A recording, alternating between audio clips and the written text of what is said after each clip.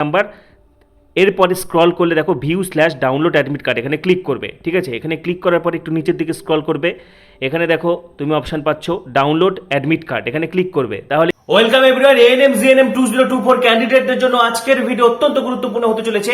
এই মুহূর্তে তোমরা যারা যারা ANM GNM WBJEE ANM GNM nursing entrance exam পরীক্ষার্থী রয়েছে, এই মুহূর্তের বিগ ব্রেকিং এবং সুপার এক্সক্লুসিভ আপডেট, অবশেষে কিন্তু ANM GNM 2024 admit card, ANM GNM admit card 2024, এই ভিডিও তোমাদের জন্য অত্যন্ত গুরুত্বপূর্ণ হতে চলেছে। এএনএম জিএনএম এর অ্যাডমিট কার্ড ফাইনালি আজকে কিন্তু 29শে জুলাই আজকে তোমাদের নতুন অ্যাডমিট কার্ড রিলিজ হচ্ছে এবং তোমরা সকলে কিন্তু অ্যাডমিট কার্ড ডাউনলোড করবে। ঠিক আছে, কারণ এটি নতুন ভাবে তোমাদেরকে ডাউনলোড করতেই হবে। আমি তোমাদেরকে আগেই জানিয়ে দিয়েছিলাম যে তোমাদেরকে কিন্তু নতুন ভাবে অ্যাডমিট কার্ড দেওয়া হবে। তো আজকে ফাইনালি 29শে জুলাই তোমাদের অ্যাডমিট কার্ড আজ থেকেই তোমরা ডাউনলোড করতে পারবে অফিসিয়াল ওয়েবসাইটে।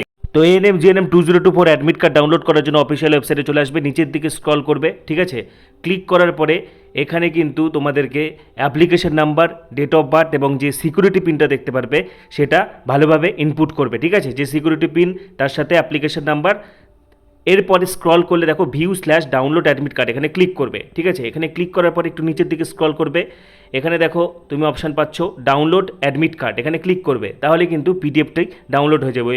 ঠিক আছে, তারপরে ভালোভাবে অ্যাডমিট কার্ডটা দেখে নেবে।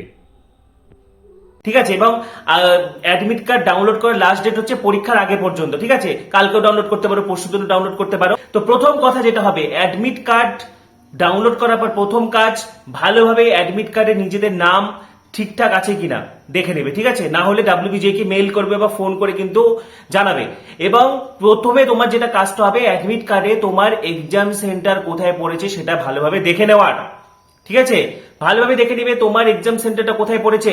Be sure about the exact location of your exam centre, তোমার এক্সাম সেন্টারটার অরিজিনাল লোকেশন কোথায়, কারণ পরীক্ষার অন্তত 30 মিনিট আগে কিন্তু তোমাকে এক্সাম সেন্টারে পৌঁছাতে হবে।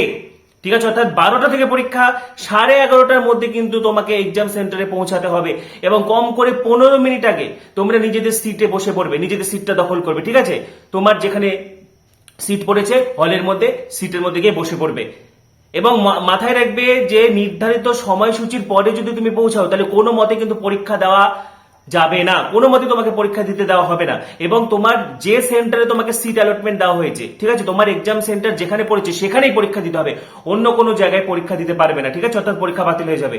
সুতরাং ভালোভাবে দেখে নাও কার এক্সাম সেন্টার কোথায় পড়েছে, সেই অনুযায়ী কিন্তু যাদের দূরে দূরে পড়েছে বা যারা দূরে সেন্টার চয়েস করেছিলে অবশ্যই আগের দিন বেরিয়ে যাবে, শনিবারে বেরিয়ে যাবে।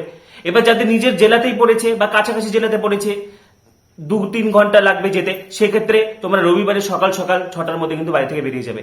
অর্থাৎ চেষ্টা করবে যাতে কম করে 30 মিনিট আগে, যদিও 1.5 ঘন্টা লেখা আছে কিন্তু কম করে 30 মিনিট আগে গেলেই হবে, 11:30টার মধ্যে যাতে এক্সাম সেন্টারে পৌঁছাতে পারো সেটা কিন্তু সবসময় মাথার মধ্যে ঢুকিয়ে নাও। এবারে হচ্ছে অত্যন্ত ইম্পর্টেন্ট, এক্সাম সেন্টারে কি কি নিয়ে যাবে, ড্রেস কোড কি হবে। প্রথমে আসি ড্রেস কোড। দেখো ডাব্লিউবিজেই তে সেরকম ড্রেস কোড মানা হয় না, তুমি নর্মাল ড্রেস বা ফর্মাল ড্রেস পরে গেলেই হবে। ঠিক আছে, কোনো অসুবিধা নেই, উল্টাপাল্টা চতুর্দিকে ভিডিও দেখে বিভ্রান্ত হবে না। ঠিক আছে, ডাব্লিউবিজেই তে ড্রেস কোডের সেরকম কোনো ব্যাপার নেই। এবারে কি কি নিয়ে যেতে পারবে তুমি, প্রথমে যেটা নিয়ে যেতে হবে এএনএম জিএনএম এর অ্যাডমিট কার্ড। অ্যাডমিট কার্ডটা তোমরা যে কোনো সাইবার ক্যাফেতে যাবে বা অনলাইন দোকান থেকে প্রিন্ট বের করে নেবে। ঠিক আছে, এএনএম জিএনএম এর অ্যাডমিট কার্ড। আর কি লাগছে, একটা পাসপোর্ট সাইজের কালার ফটো, যে ফটো দিয়ে তুমি অ্যাপ্লিকেশন করেছিলে সেই ফটোটা। সেই ফটোটা যদি না থাকে তাহলে ওই ড্রেস পরে সেম পোজে একটা ফটো তুলে নেবে। তাও যদি না হয় তাহলে তোমার কাছে রিসেন্ট যে ফটো আছে সেটা নিয়ে গেলেও হবে। আবার বলছি, একটা পাসপোর্ট সাইজের ফটো, যে ফটো দিয়ে তুমি অনলাইনে অ্যাপ্লিকেশন করেছিলে সেই ফটোটা লাগবে। সেই ফটো যদি না থাকে সেই পোজে আরেক একই রকম ফটো তুলে নিবে। তাও যদি সম্ভব না হয় তাহলে রিসেন্ট তোমার কাছে যে ফটো আছে সেটা নিয়ে চলে যাবে। ঠিক আছে, ডাব্লিউবিজেতে বিগত বছরগুলোতে এই নিয়ে কোনো সমস্যা হয়নি। এবং নিয়ে যেতে হবে একটি আইডেন্টিটি কার্ড। ঠিক আছে, একটি অরিজিনাল আই কার্ড কিন্তু নিয়ে যেতে হবে। সেটা আধার কার্ড হতে পারে, প্যান কার্ড হতে পারে, পাসপোর্ট হতে পারে। ঠিক আছে, মাধ্যমিকের অ্যাডমিট কার্ড হতে পারে বা স্কুলের আইডি কার্ড হতে পারে।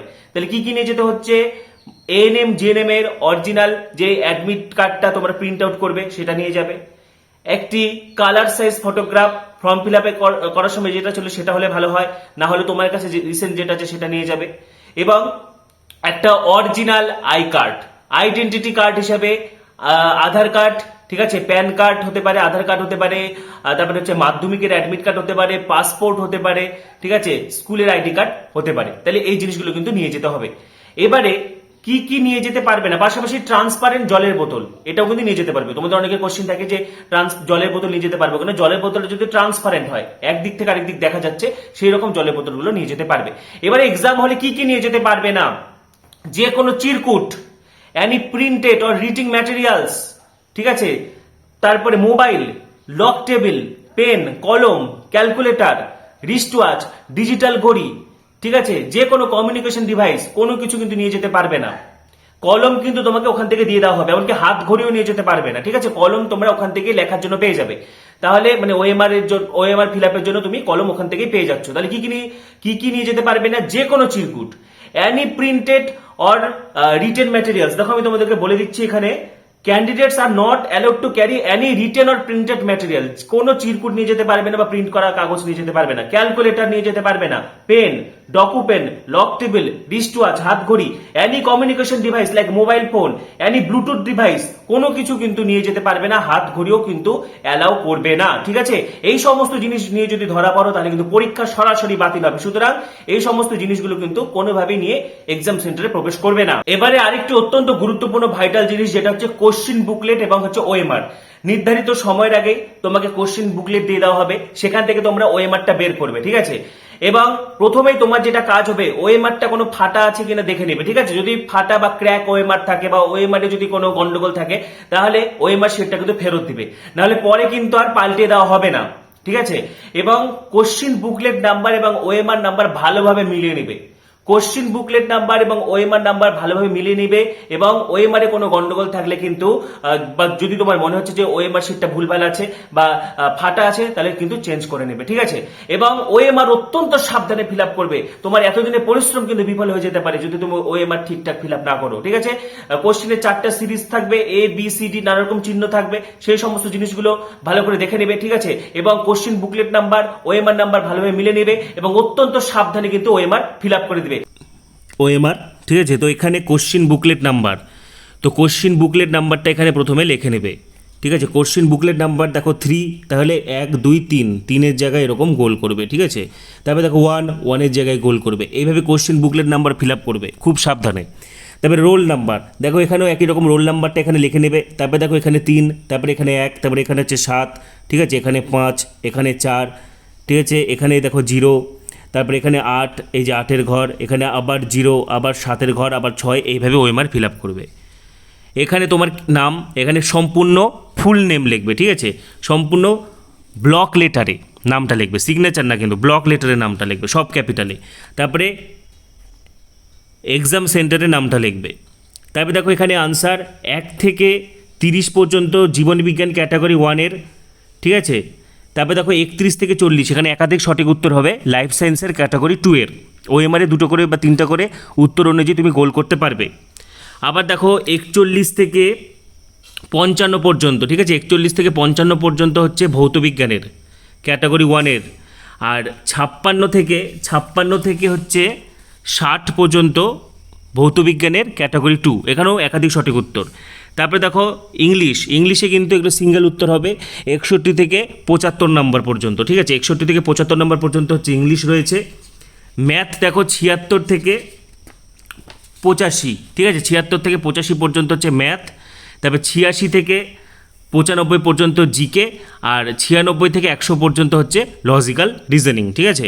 তারপরে এখানে তোমার সিগনেচার হবে নর্মাল সিগনেচার, ঠিক আছে, এখানে ইনভিজিলেটরের সিগনেচার হবে। তাহলে এইভাবে কিন্তু ওএমআর খুব সাবধানে ফিল আপ করবে, ঠিক আছে। কারণ 2024-এ তুমিও পাবে এএনএম সরকারি কলেজ, 2024-এ তুমিও পাবে জিএনএম গভর্নমেন্ট কলেজ। এবছর 2024-এ এএনএম জিএনএম এর একটি গভর্নমেন্ট কলেজ কিন্তু তোমার হবেই হবে। তোমাদের সকলকে অসংখ্য বেস্ট উইশেস, শুভেচ্ছা, শুভকামনা। এবং ডেসক্রিপশনে দেখো আমাদের টেলিগ্রাম গ্রুপের লিঙ্ক দেওয়া রয়েছে, সেটি ক্লিক করে তাড়াতাড়ি গ্রুপে যুক্ত হয়ে যাও। পাশাপাশি এএনএম জিএনএম সংক্রান্ত সমস্ত ভিডিও তোমরা এখানেই পাবে, সেজন্য পরবর্তী ভিডিওগুলির জন্য এখনই সাবস্ক্রাইব করো, পাশে থাকা বেল আইকনটা অবশ্যই প্রেস করো এবং ভিডিওটি প্রচুর শেয়ার করে দাও। সবাইকে অসংখ্য ধন্যবাদ।